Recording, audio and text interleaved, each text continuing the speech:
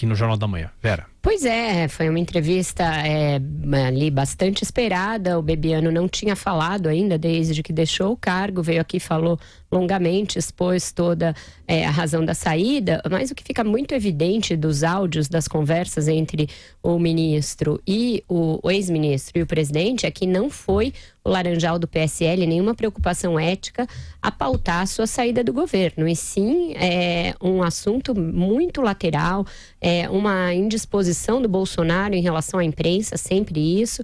Esse foi o principal fator a envenenar a relação dos dois ali, se ele receberia a Globo, se ele teria passado nota para esse ou aquele veículo, etc. E a ascendência do filho sobre o pai, que é algo bastante perigoso, que já preocupa os setores mais conservadores e aí sim mais racionais do governo, porque pode ser um fator de instabilidade constante, assim como derrubou um ministro que era tão próximo do Bolsonaro, que ficou aqui contando toda a relação que eles tiveram, que eles construíram mesmo antes da campanha, ao longo da pré-campanha, etc. Se foi suficiente para derrubar este ministro com essa proximidade com o Bolsonaro, imagina o resto. Então, o que os generais estão preocupados agora, escrevo sobre isso na minha coluna hoje, é blindar o Palácio dessa influência daqui para frente. A permanência, em definitivo, do general Floriano Peixoto na Secretaria-Geral da Presidência tem esse condão, tem esta preocupação.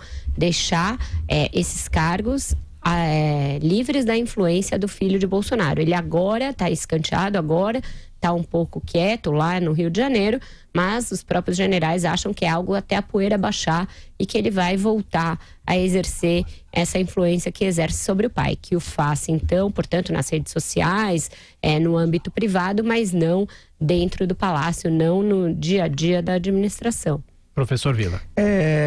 O que me chamou a atenção também foi a mistura de assuntos privados com assuntos públicos, o que é muito grave. Nós somos uma república, né? Que tem uma Constituição, tem instituições, né?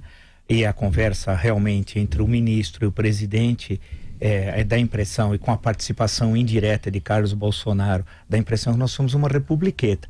Mas o que me chamou mais a atenção é a pobreza política e ideológica das questões. Eu fiquei 2 horas assistindo a entrevista do ministro, eu não vi uma questão política, econômica, que tenha gerado esse tipo de divergência. É incrível, para usar uma metáfora nova, de uma pobreza franciscana, assim, inacreditável.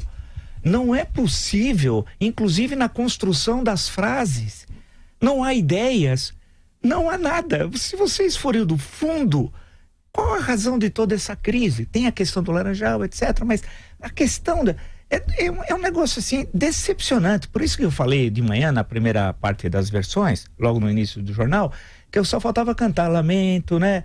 Mas fiquem sabendo, cantar Noel Rosa, porque a gente lamenta, né? A que ponto nós chegamos? O Brasil precisa de um presidente responsável, sério, focado, como a gente fala no futebol, focado nas suas tarefas que são muito importantes, né?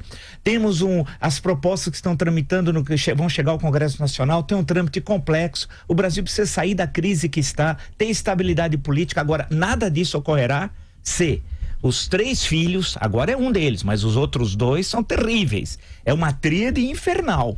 Continuar interferindo no cotidiano do governo.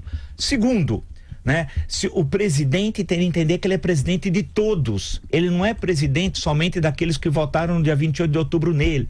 Aqui é uma república, não é uma monarquia.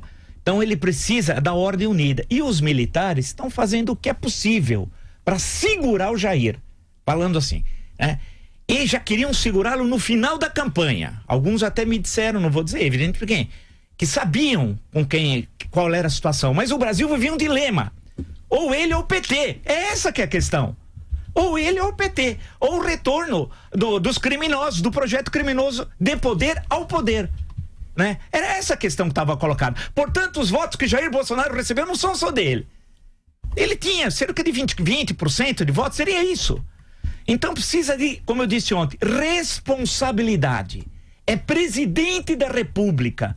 Não quero saber de briga de familhinha, pior do que a família Karamazov, que essa ao menos tinha uma discussão de nível. O Alyosha é um grande cara, mas não é a família Karamazov, é que nós estamos no Brasil, no país do carnaval. É a família Bolsonaro.